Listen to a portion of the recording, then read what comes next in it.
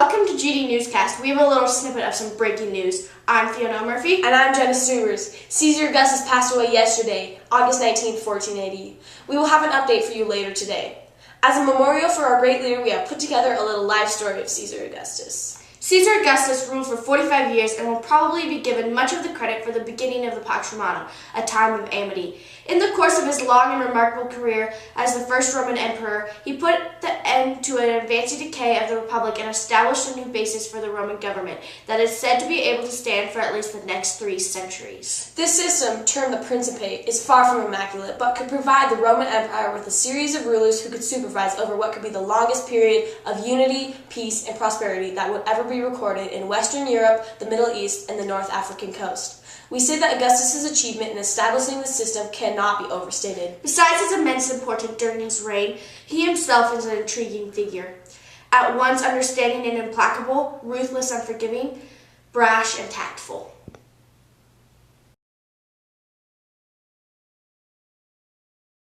The top story today is the unusual and continuous amity that the Roman Empire is experiencing, thus called the Pax Romana, which, as we all know, is Latin for Roman peace. This state of tranquility seemed to have started from the reign of Augustus Caesar. Some say this period will last for over 200 years, with still unprecedented harmony and economic prosperity throughout the empire. There is some controversy, but most say the reason why our empire is flourishing is because the Romans are protecting and governing individual provinces and permitting each to make and administer its own laws while accepting Roman taxation and military control. It seems to be working too. We've hit our peak in terms of land area, and our current population has amplified to an estimated 70 million people.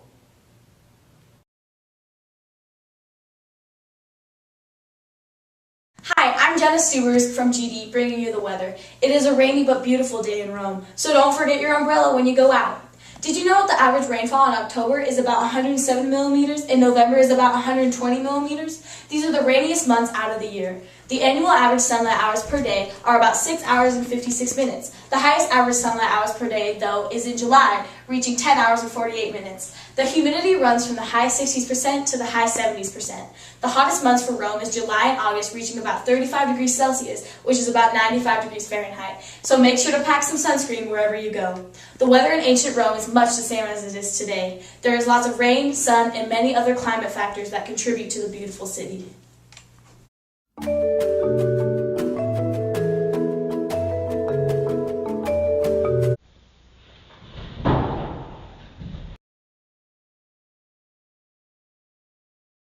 Good morning, I'm Hannah Heaton. Yesterday's sporting event was one of the best, must I say, at the annual Venetunas.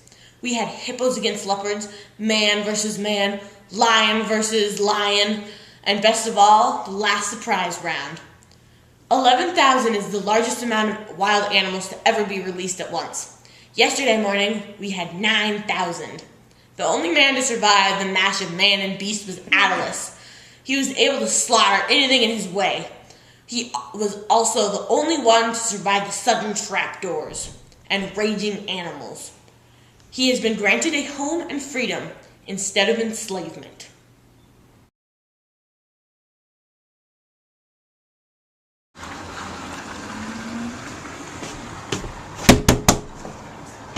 Would you like some baboons? Yeah! Do you want something like this? No. Or is it like this? No. What about this? No.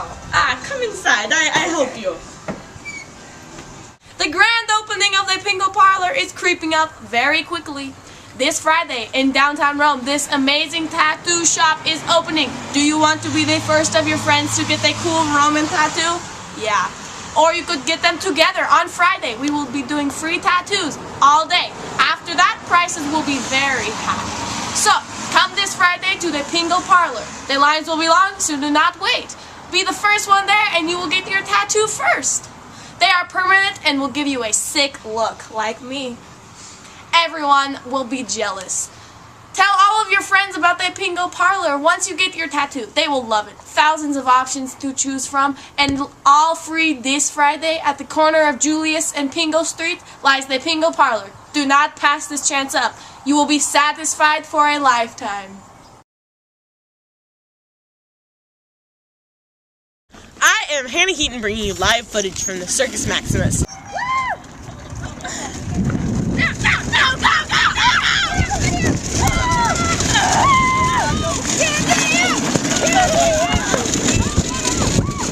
These are brutal battles. Many people are killed from their chariots overturning or collapsing due to the lightweight material used. The chariots are organized into 4 main teams: red, white, blue, and green. Each team has scouts to find talented riders and horses.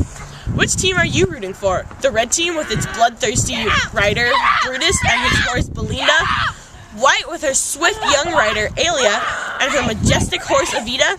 Blue, the team with the bulkiest horse of all, Tritus, and his leader, Titus?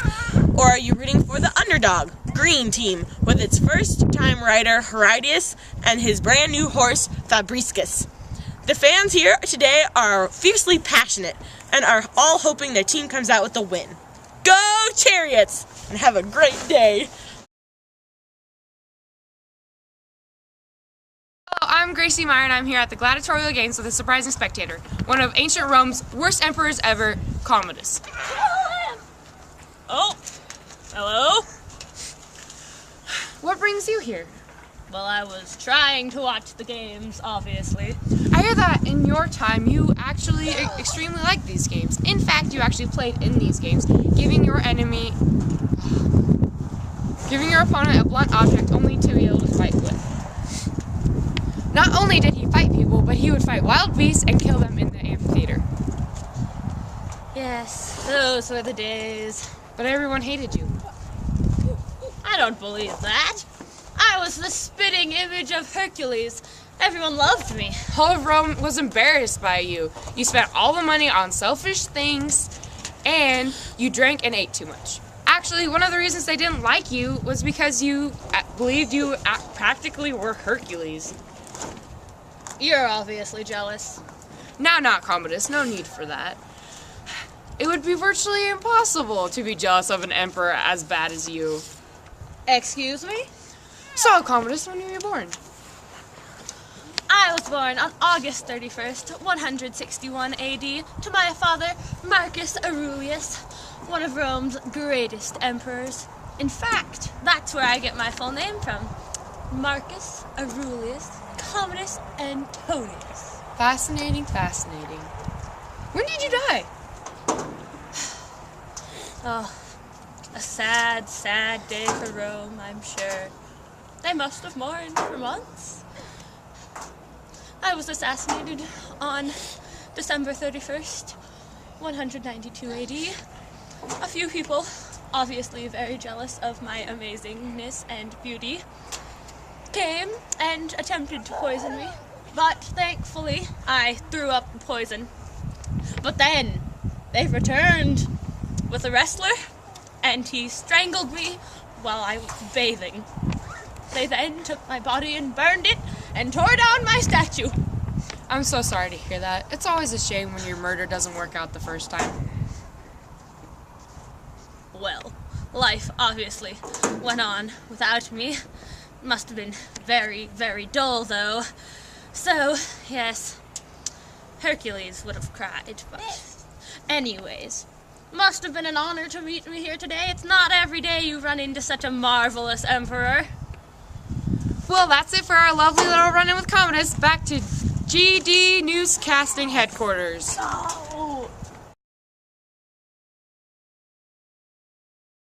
Anna Perenna is celebrated on the first day of every Roman year, on March 15th. She is the river goddess of the plebeians. Her name translates as enduring year.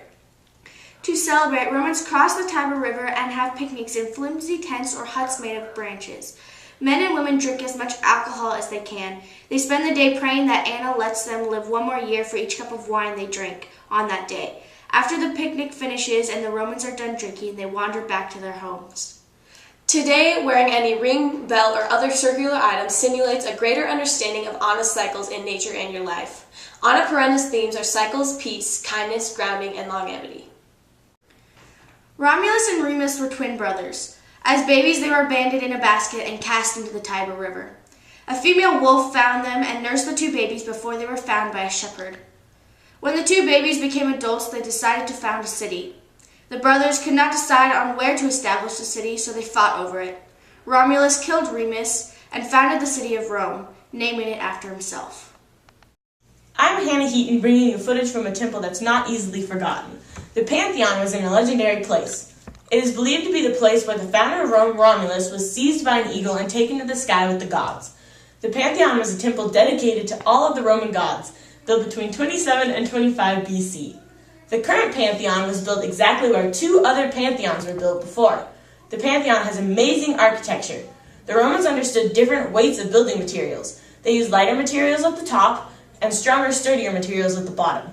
We still use Rome's simple architecture finds to this day.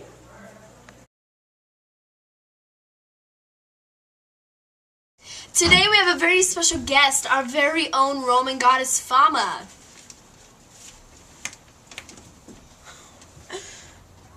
Everyone hates your hair. Fama's the goddess of rumor. It doesn't mean I'm lying. I'm what? You're a Goddess. I know. I'm much prettier than the other ones. You know the Pantheon? It's made after me.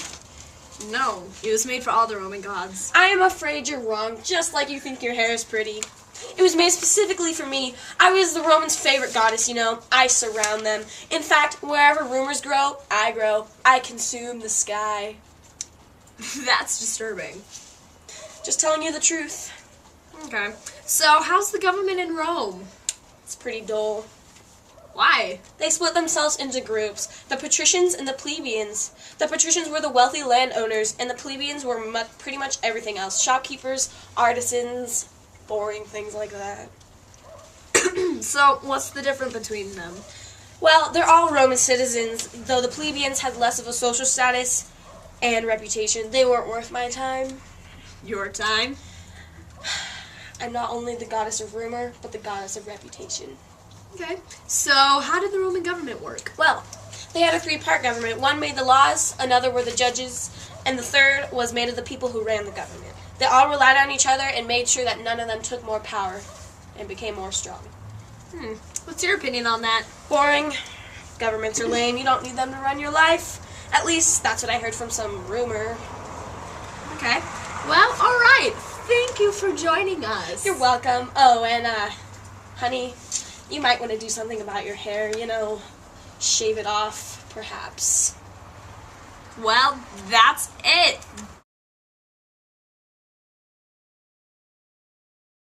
Do you know who Julius Caesar was? Well, if you don't know, let me tell you that he was a stud. He was the coolest guy around back in the 40s. And by 40s, I mean 40 BC. We have just uncovered Julius Caesar's shoes, the exact ones he wore when he died. If you want to look as swag as Julius, you need these shoes. They are called calceus shoes, made from soft leather. To complete your outdoor attire and look like an ancient Roman, these are the perfect shoes for you. And they're only $29.99. If you act now, we will add in a second pair free of charge. The first 10 callers to call 208 Calceus will get these, only $29.99. 2 pairs! You and your best friend can be twinning! That's 208-225-2387. 208-255-2387. Be quick, the phones are already ringing. Don't miss out. 208-255-2387. Don't you wish your girlfriend was hot like me? Don't you wish your girlfriend was a freak like me? Don't you? Don't you? Don't you wish your girlfriend was wrong?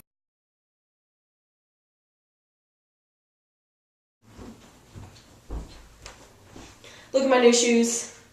Aren't they great? Yeah. Well, I just ordered them. You know, these are the same shoes Julius Caesar wore when he died in 44 BC. I feel pretty special. Me and him are now connected. I'm so cool. Julius Caesar was a military commander in 53 BC. He battled foreign tribes and invaded Britain while in Gaul, which we now call France. He became a hero to Romans' lower class. Senators back in Rome were afraid Caesar was becoming too popular and would want to seize power. So they ordered Caesar to give up his army and come home in 49 BC. Caesar disobeyed the sentence and marched on with his Roman army. He marched into Italy by crossing the Rubicon River. Caesar started a civil war among the Romans. In 44 BC, Julius Caesar had himself declared dictator of Rome for life. To strengthen his hold on power, he had the Senate filled with new members who were loyal to him and respected his decisions. Caesar also knew that reforms were needed. He started new colonies to provide land for the landless and created jobs for Romans unemployed. He ordered landowners using slave labor to hire more free workers and granted citizenship to people living in Rome's territories outside the Italian peninsula. These measures made Julius Caesar very popular with the less wealthy in Rome. Caesar created the base of the calendar we use today. Caesar's supporters believed he was a strong leader who brought peace and order to Rome. His enemies, however, feared he wanted to be king. These opponents plotted to kill him. Julius Caesar ignored a famous warning to beware the Ides of March, which was the date planned of his death, March 44 BC. His enemies surrounded him and stabbed him to death. Caesar's death brought Rome into another civil war. On one side were the forces led by the men who had killed Caesar. The other side was led by Caesar's grandnephew, who inherited his wealth, and two of Julius Caesar's top generals, Antony and Lepidus. They destroyed Caesar's assassins and created the Second Triumvirate in 43 BC, the first which Caesar was a part of when he went to fight in Gaul. I think we can all agree that Julius Caesar was a heroic person and will go down in history. Now to you, Sophia, with an exclusive interview with the Gracchus brothers. Hello, Sophia Savula here with the Gracchus brothers, Tiberius and Gaius. These two brothers had very rough lives, and fairly short ones too. Indeed, I only lived from 168 to 133 BC. And I from 159 to 121 BC. We were only trying to do what was right. And that was? Help the citizens of Rome. People were so selfish and greedy, someone had to do something about it. And that person was you? Absolutely. I helped you too, brother. Only after I was assassinated. That's better than nothing at all. I disagree. You could have helped me. Okay, anyway, what exactly did you do? Rome was in a bad situation. People were beyond poor. The farmers couldn't keep their plots of farm because they had spent their time in the army not getting any income. The plots were bought illegally. So what did you do about it? I propose that they distribute the illegal land to the poor. Unfortunately for us, they were bought by the rich nobles, meaning they were important. They didn't want to give up the space. I was killed during a riot, where then my brother took over my place, doing a poor job at it too. I did way better than you did. I got many to stand behind me for your proposal. Granted, I made the nobles extremely angry, but that's a minor detail. Yeah, the minor detail that got you killed. That wasn't my... Thank you. Thank you for joining us. Back to GD.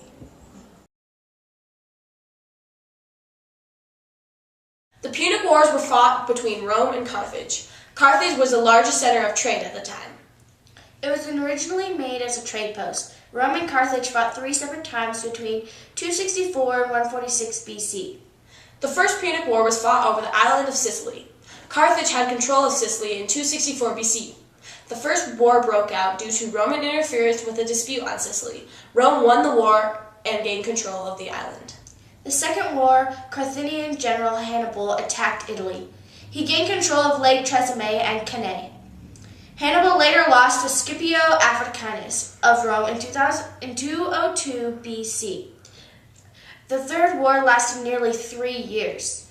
The Romans came after Carthage, destroying their center of trade and enslaving their people. Rome came out as the winner. They defeated Carthage in all 3 wars. That's it for today. Tune in next time for our special edition on ancient Egypt.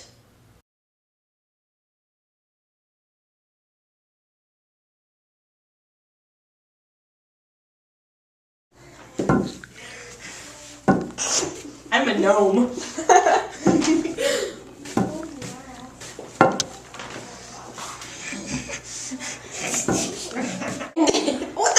Today we have a very special guest, our very own enthusiast. Hi, I'm Hannah. I like sparkles. Remarkable career as the first Roman emperor, he put together the... 1 second, let me get my eye drops, guys. Okay, I'm ready to go. Touch me. Your chair keeps getting closer. closer and closer to me. You're such an idiot. We are filming. Don't.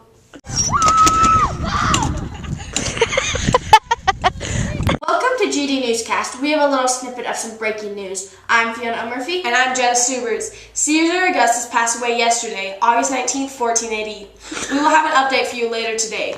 What is wrong with your hands? The top story today is the unusual... You're talking too fast. Hey, Kate, because You're Harry I Potter. disappeared. I'm Harry Potter. On a group